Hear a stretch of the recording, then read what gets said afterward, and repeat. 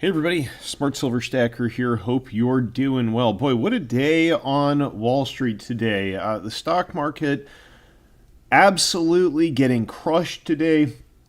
All the major indexes down. The Russell 2000 down over 3%. NASDAQ down 2.3%. Dow down 1.2%. S&P 500. You get the idea. Pretty much everything selling off today. The tech sector getting hit. NVIDIA down almost 7%. The gold and silver, it's interesting what happened to them. We're going to get into that. You had silver taking a bit of a hit, giving up most of yesterday's gains. The miners, though, getting absolutely crushed. The SIL-J, that's the index or the ETF of junior miners, I think it was down almost 6%. At the lows of the day, this was led by First Majestic Silver down 13% and Endeavor Silver down almost 20% on the day. Some disappointing earnings data from those two miners. Basically, what's going on with them is their cost of producing silver is rising as a result of persistent inflation, higher input costs eating into their profitability. So look, the miners, they're going to need higher silver prices to turn a profit. Gold was a kind of a unique exception today. Getting back to the charts here. So gold was actually in the green despite just about everything else selling off. Cryptos all pretty much down across the board. Bitcoin was down. You can see very few assets were spared today's sell-off. Gold being one notable exception. Now, let's talk about what triggered this sell-off and what's happening here. Why I wouldn't want to go into this weekend without a position in the precious metals, and why we really need to be getting ready for crisis here, an economic crisis, for conflict, because that's what we're heading towards. So the data that kind of kicked off this sell-off today was some signs of significant economic weakness in the U.S. The number of Americans filing for jobless claims hits the highest level in a year. That's the headline from AP here. And you had U.S. jobless claims for the week ending July 27th climbing 14,000. That is up to 249,000. And this is the most since the first week of August last year. It's also the 10th straight week that claims have come in above 220,000. So the employment market in the U.S. Continuing to show significant weakness. Now, this is kind of both good and bad for stocks. On the one hand, it shows the U.S. economy is weakening significantly, but of course, this means that the Fed is going to be more likely to resort to easy monetary policy soon. So, however, the markets, they didn't really like this data. This was another point showing the hollowing out of the U.S. economy, the collapsing manufacturing center, with the ISM survey showing that the manufacturing PMI dropped to 46.8%. That's the lowest reading since November of last year. That's down from 48.5% in June. And the way this indicator works is if it's below 50, that means that the manufacturing sector is contracting. So not only has it been contracting for a while, it is accelerating in its collapse. Now, as a result of all of this, the anticipated odds, according to the CME FedWatch tool here, of rate cuts in September is actually up. You now have basically everybody, 100% consensus that rate cuts will be coming. And that kind of makes sense following Powell's comments yesterday. I mean, he seemed to not guarantee it, but as much as you might expect chairman of the Federal Reserve to guarantee it, he left the door open for rate cuts.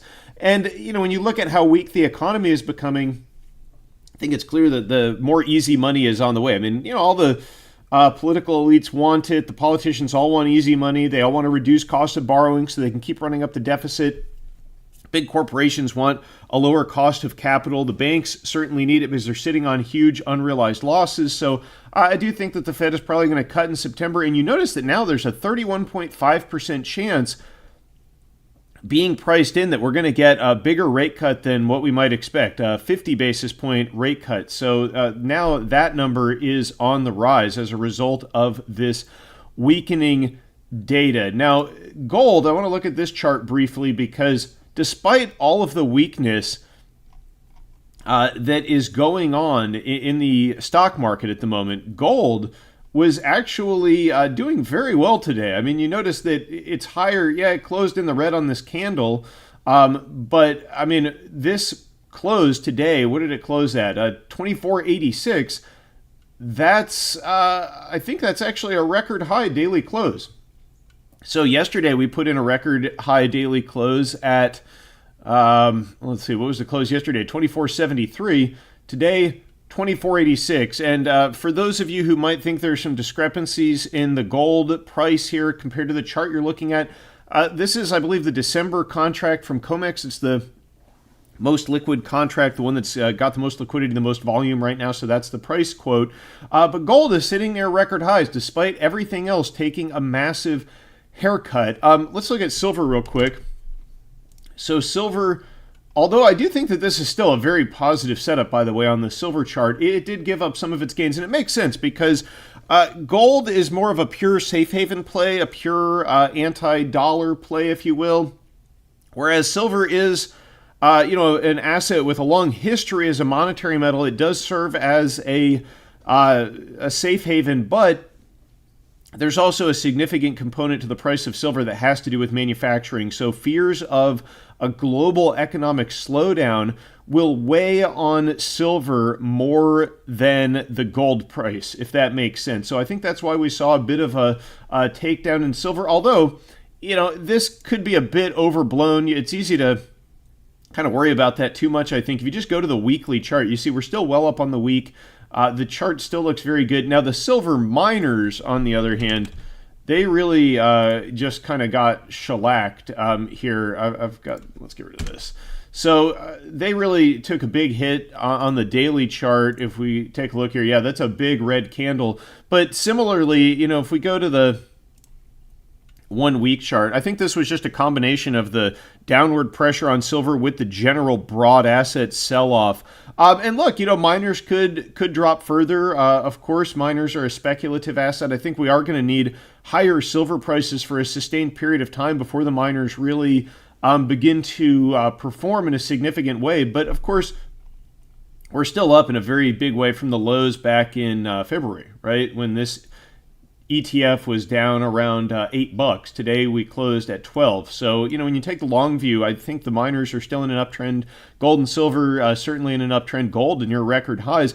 Now, I also just want to point out that, I think that those who sold any of their metals positions today were making a mistake. It's not, financial advice or anything, but I would not want to go into this weekend specifically out of the metals and out of these safe haven assets. We'll get into that in just a moment. First, if you want to get some physical metal, make sure you check out sdbullion.com, today's video sponsor. Now, SD, they're actually using the gold current month spot price, so it's a little lower than the December price. I know people often will, cite greedy dealers, using a manipulated spot price. But look, SD Bullion's gold spot price here is actually lower than what you see on TradingView, and they have some great deals on this pre-1933 gold. Again, it's not financial advice or anything, but this right here is a $20 double eagle gold coin. So this was made pre-1933 in the U.S. There's a limited supply of these, although, a lot were minted.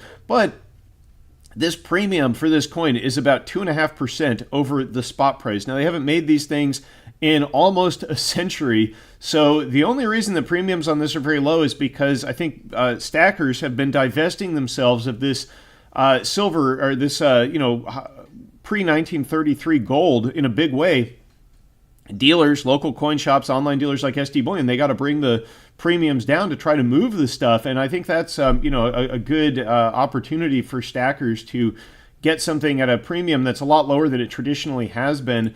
And, I mentioned these Engelhard bars the other day. They're about $5 over spot right now. And I mentioned that I thought that was a good deal without really giving any detail on that. And a few people in the comments were like, $5 over spot. That's not a good deal, Smart Silver Stacker. But here's the thing. These are 1 ounce Engelhard vintage silver bars. These things haven't been minted in a long time. Engelhard is out of business. They're gone. I think they went out of business sometime in the 1980s. I'm not 100% sure about that. If you know that, information, that little bit of trivia about Engelhard, put it in the chat whenever they close down. But these bars typically fetch a very high premium. I mean, you're talking about maybe $12, $13 over spot, 50% markup over spot. You can just go on eBay and look for completed auctions over the past year or so for these, and you see they normally trade at a very steep premium. They're kind of collectibles, and so the fact that the premium now is down to $5 over spot, I think it goes to show just how on sale many of these bullion products are at the moment. But enough about that. Let's talk about the weekend here and what we might anticipate could take place over the weekend that could have a big impact on the precious metals. And also, I see a lot of familiar faces saying hello in the chat there. Salty Dog, hello. Hello to everybody who is a regular viewer. And also, if you're new, appreciate you tuning into this live stream. Do me a favor, smash the like button. Consider subscribing to the channel. Okay, Azure Blue put in the chat, May 30th, 2006, Engelhard went defunct. Okay, that's good to know. I didn't realize they were around for that long, but a lot of the old bars that they minted are from earlier than that. I know they were big in the 1980s. And anyway, they don't make those things anymore, so limited supply. But let's get into the geopolitical risk. And this is part of why gold is remaining near record highs, despite the fact that many of these other assets are currently selling off. And that is that situation in the Middle East, as we covered yesterday in the live stream, is really escalating towards a major regional conflict. The political leader of Hamas was assassinated in Tehran. Apparently now the reports are coming that there was a bomb planted in the hotel months ago, and just kind of waiting for him to be there. I don't know all the details on that, but regardless, Israel was able to kill the Hamas political leader. So that's the guy who would have been negotiating for peace. So I think it's safe to say that the talk of a ceasefire is off the table for now. Hi, Clifton Murphy. He says he always says hello, but never gets anything back. Well, hey, today's your day, Clifton. I'm watching the chat. And look, I appreciate everybody who puts info in the chat. I can't respond to everybody there. And, I'm doing the live stream and trying to pay attention to two things at once. So if I miss your comment, sorry about that. Feel free to, repeat yourself, and I'll try to keep an eye on it. But let's get into this story from Axios here regarding the U.S. preparing to counter Iranian attacks on Israel. This could be a repeat of what we saw back in April, but this time the outcome could be somewhat different. So this takes you through kind of a timeline here.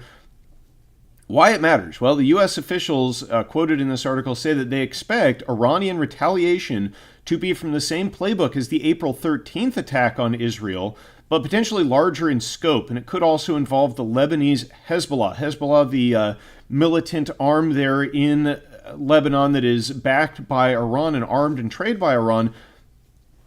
So they're saying that they're anticipating more attacks on Israel from Iran. And, these things always seem to play out over the weekend on Saturdays. Why do they do that? It's probably because the amount of market volatility, isn't acceptable. Assuming that, these things are planned or orchestrated in some way. But it does seem to be a coincidence that this always sort of happens over the weekend, don't you think? Put a 2 in the chat if you think it is an interesting coincidence that we always see these major events on Saturday. Put a 3 if you think I'm just, wearing too much tinfoil on my head. So, yeah, the attack in April, back then, if you recall, was in retaliation for an airstrike in Damascus that killed a top Iranian general. Now, this time, it was actually attack in Tehran, in the Iranian capital. So you can kind of anticipate that this is even more of a escalation than that attack that we saw back in April. Now, this is what Hassan Nasrallah, the leader of Hezbollah, had to say. He said, "We are not talking about separate fronts anymore. This is an open campaign on all fronts, and there is no doubt that the war has entered a new phase." And he is the leader of Hezbollah there in Lebanon. Now, they've been exchanging cross-border rocket fire, drone fire with Israel since October 7th, thousands of attacks on both sides. But now things are looking like perhaps they could escalate in a significant way. And Hezbollah has a lot of fighters there across the Lebanon border from Israel. This could become very untenable for Israel should a coordinated response from the Iranian allies in the area. You've got Lebanon there, the Hezbollah militias. And by the way, a Hezbollah leader was also killed recently in an airstrike in Beirut. So, the likelihood of Hezbollah retaliating here in a coordinated fashion rises. You also have the Houthis.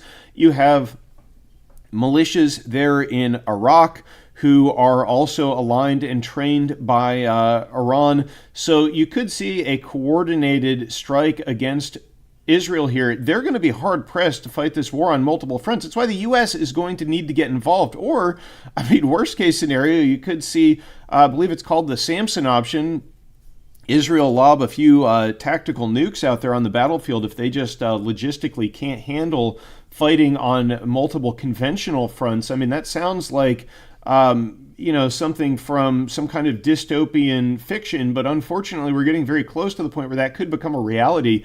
To give you an idea of how serious it is, U.S. and international airlines, including Delta, United, Lufthansa, and Swiss, have all announced that they are suspending flights to and from Israel. So this is not just, hyperbole. This is a real risk of new escalation in this war. And a regional war in the Middle East could have a big impact on commodities. This is a good example, this chart here from TradingView, of what you might see happen. And if you recall, it was on that Saturday, April 13th, that Iran launched a number of drones and missiles at Israel. Now, they kind of telegraphed the move. They made it more for show. All of those, or the majority of those, were intercepted by the U.S. and Israel, and not much damage was done. It was really more just to try to save face. But this is a chart of Pax Gold.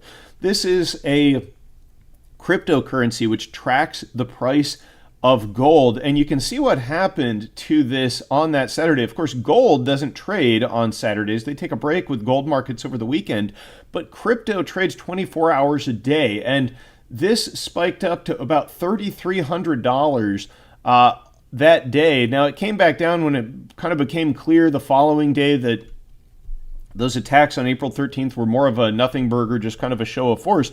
But there's no guarantee that this time that's going to be the case. And if that, if it does turn into a more serious escalation, say genuine attacks that aren't telegraphed as much, coordinated attacks on Israel from Hezbollah, Iran, and other regional allies, potentially including the Houthis, who, remember, by the way, recently struck within Tel Aviv with a drone strike, and then subsequently the Israelis took out one of their major oil refineries. You could see on Monday gold do something like this. Now, maybe it wouldn't be this extreme of a reaction. I think the fact that, PAXG is probably relatively thinly traded over the weekend might have been part of why it spiked up so high, but you could definitely see a major spike in the price of gold specifically. And the silver, I don't think, would be far behind it, because, gold spikes to over $3,000. Guaranteed you're going to see silver move as well. This is also something you got to keep an eye on, the chart of crude oil. Crude oil actually in the red today, despite all of the geopolitical uncertainty. But then this is from Zero Hedge. This is interesting. This shows you the number of oil options that are being traded, which you can see that those spiked back in October 7th, following October 7th. And then once again in early April, in the lead up to the April 13th attacks, now we once again have the volume of oil options traded crossing this kind of key line here. So there is signs in the energy market that, volatility potentially to the upside in the event of a crisis could be in the books here, on the menu, so to speak. Now, crude oil is interesting because, this commodity is dealing with a tug of war of forces right now. One, you have a global economic slowdown, which means you're not going to need as much oil. But on the other hand, you have all this geopolitical risk that soon the amount of crude oil available could be diminished significantly. And there's a few scenarios that we need to watch out for when it comes to oil. It's not just, perhaps the Strait of Hormuz being closed by Iran. Maybe that's the biggest risk. The Strait of Hormuz controls about 20% of global oil traded, flows through there every day, and Iran can shut down the Strait of Hormuz if they want to. But also, one of the things that we saw floated back in October 7th was potential attacks on Iranian oil infrastructure as a result of an escalation. Lindsey Graham was calling for that on Twitter. He said that the U.S. should target critical Iranian oil infrastructure. And the fact that Israel targeted a Houthi oil refinery just within the past couple weeks, I think lends some credence to the fact that Iranian oil infrastructure could be in the crosshairs. Now, Iran produces between 1 and 2 million barrels of oil per day. A lot of that goes to China, but oil is a global market, right? So any major disruption to supply will affect supply everywhere. And that's a pretty good chunk of oil production that could get knocked out in a very short period of time. Clearly, Israel has the ability to reach out and touch things within Iran's borders. I mean, just look at the assassination of the head of Hamas in Tehran, in the capital. I mean, if they can do that, then they likely could put a pretty big hurting on critical oil infrastructure in Iran. But that's, there's a lot of energy-related assets in the Middle East. There's also the Saudis. I mean, they could get dragged in if you see a destabilization. One of the stories that I covered recently was that Saudi Arabia had allowed Israel to use its airspace in its retaliatory strike on Yemen. So the Houthis there, they may decide that they want to invoke or, put some pain on the Saudis, and they have targeted Saudi oil infrastructure as well. And Saudi Arabia produces a huge amount of crude oil, #1 exporter in the world. So the price of crude oil, the price of gold, these are things we need to keep an eye on as we head into the weekend. Gold, I think, is, despite the fact that it's around $2,500, I mean, it actually traded over $2,500 for the first time ever. I still think that the full risk is not being priced in here. Very likely we are going to see a glut of easy money churned out by the Fed in very short order, as early as September. I mean, if we get a stock market crash, let's say we get a war or something, a spike in crude oil, a stock market crash, I wouldn't be surprised. I wouldn't completely put the possibility of an emergency rate cut outside of the realm of possibilities. It's something that would require, a major catalyst, but certainly a regional war in the Middle East could provide that. So, there's not too much that's certain in this situation. Certainly, we've got to keep an eye on a lot of factors here, and a lot of things could play out. But one thing is for sure, money creation, increased borrowing, increased debt, higher inflation, those seem to be the base case.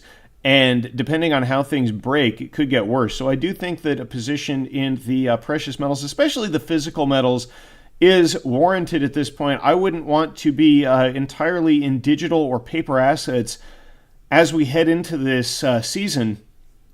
And, one of the things you see when you see the more speculative assets, the silver miners, the gold miners taking a big hit today, is, the value of my physical metal, my actual coins and my bars. I don't really worry too much about the spot price. I mean, I worry about it insofar as when it drops, I like to buy more, right, and take advantage of the sales. But because I have no plans to divest myself of my metals anytime soon, until we see a debt crisis, until we see a sovereign debt crisis, which, that could be an outcome of a war, certainly. But, in the short term, I don't plan on selling any metals. So when I see dips in the price, the spot price, I just take advantage of it and I try to, acquire more of the stuff, because when you see the amount of uncertainty that we have right now in the world, I think the demand for safe haven assets is set to go much higher. So anyway, leave me a comment down below. Let me know what you think. Please do smash that like button. Don't forget